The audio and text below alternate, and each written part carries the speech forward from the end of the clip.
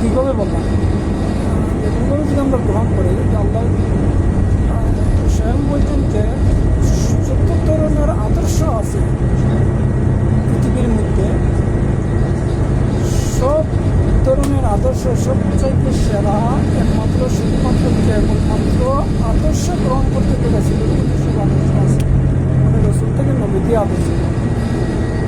আমার প্রিয়জনরা, আমরা এই মৌসুমে বিশেষ করে যে রবিউল আউয়াল মাস আমাদের কাছে আছে, অব্যাহত আছে, চলতেছে, তার কিছু দিতে হবে। এই রবিউল মাস আসার শুরু হওয়ার সাথে সাথে আমাদের মধ্যে আল্লাহ রসুলের প্রেম ভালোবাসার বহিঃপ্রকাশ ঘটে। যে যেভাবেই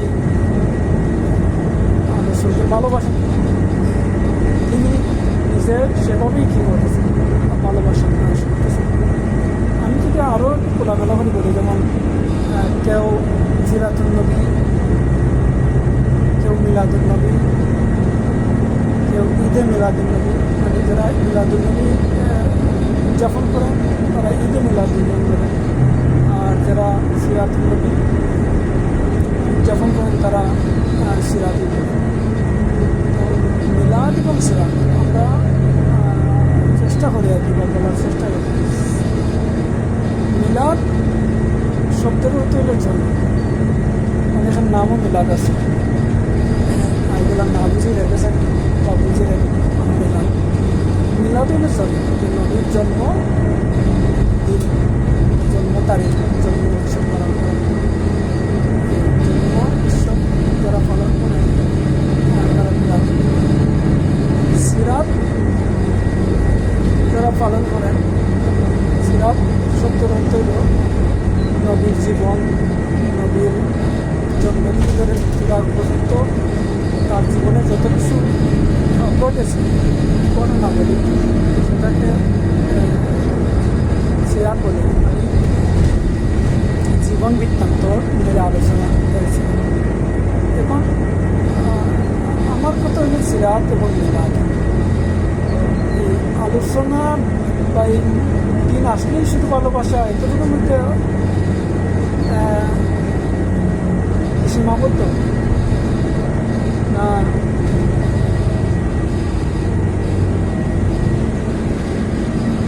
পুরা বছরটা এই ভালোবাসার মধ্যে থাকছে। ভালোবাসাটা কি? তাদের শুধু ভালোবাসার নাম, এরপরে নবীর কাজগুলো করছেন।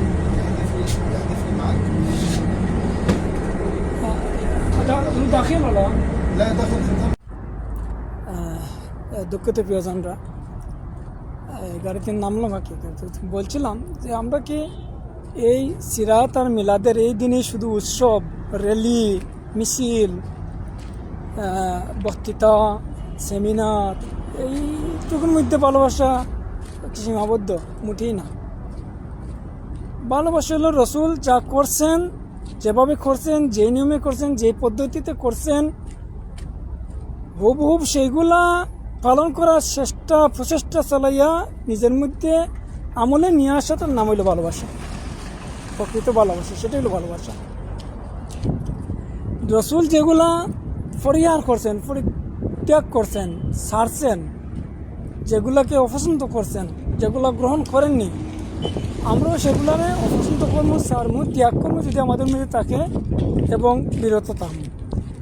এই কাজ, উভয় কাজ যার মধ্যে আছে তিনি প্রকৃত মুমিন, মুসলমান এবং রসুলের প্রেমী এবং রসুলের ভালোবাসার দাবিদার। আর বাকিরা উদযাপন করিয়া নমাজ নাই, নমাজের দ্বারা কাছে যায় না, রসুলের সুন্নতের কোনো ধরনের একটা চিহ্ন নিজের মধ্যে খুঁজে পাওয়া যায় না, বৎসরে শুধু এই মিলাদুন্নবী, সিরাতুন্নবী আসলে উদযাপন করলো, এটা নিজেকে প্রতারণা ছাড়া এবং ধোঁকা দেওয়া ছাড়া আর কিছু নেই।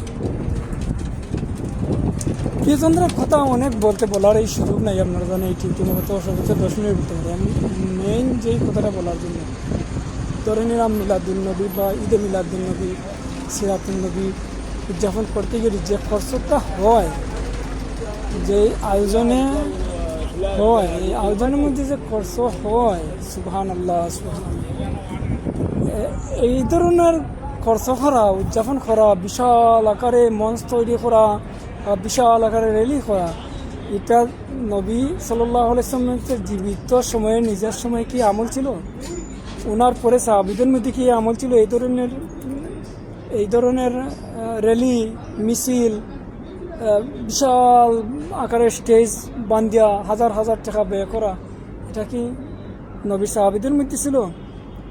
আমরা যদি এরপরেও আসি, 4 ইমাম যে আমরা স্বীকার করি, বড় 4 ইমাম, ইমাম আবু হানিফা, ইমাম শাফি, ইমাম মালিক, এই 4 ইমামের মধ্যে কি এই ধরনের আমরা যে এই বর্তমান সময়ের কয়েক বছর যাবৎ আমরা দেখতেছি, এগুলো কি তাদের মধ্যে আছে?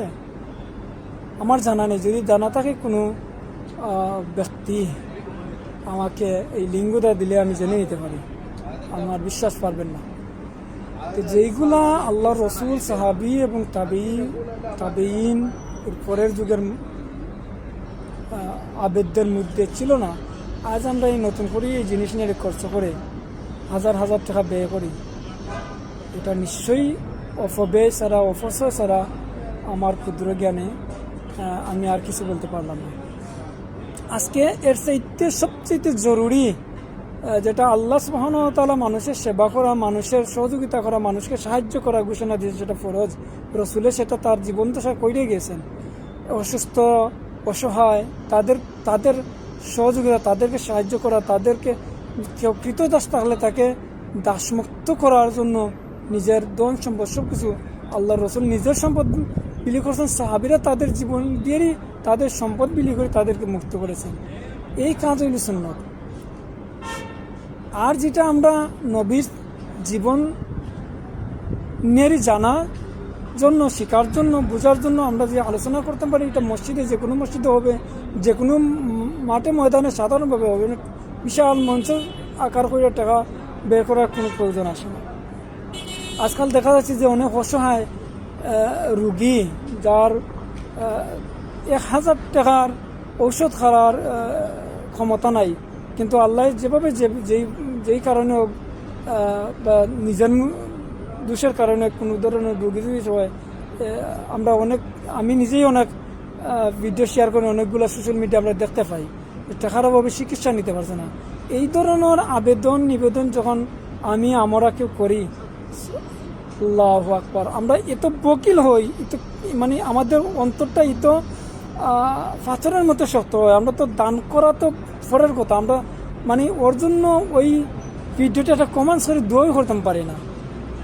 আমরা জান দিলাই নবীর জন্য, নবীর মিলাদ মাহফিলের জন্য, ঈদে মিলাদুন নবী, সিরাতুন নবীর জন্য টাকা খরচ করার জন্য আমরা এখানে সেখানে ওর কাছে সের কাছে আমরা হাত পাততে পারি, কিন্তু একজন অসহায় মানুষের জন্য আমরা নিজেরাই দিতে পারি না, অন্যের কাছে মুখ খুলে বলতে পারি না। আসি আমরা আল্লাহ রসুল নিজের জীবন দশায় যে ভালো কাজগুলো করছেন, অসহায়দের পাশে দাঁড়াইছেন, আমরা সেই সুন্নতগুলো পালন করি। আল্লাহ আমাকে এবং আমাদের সবাইকে তৌফিক দান করেন। আমিন। আসসালামু আলাইকুম ওয়া রাহমাতুল্লাহ।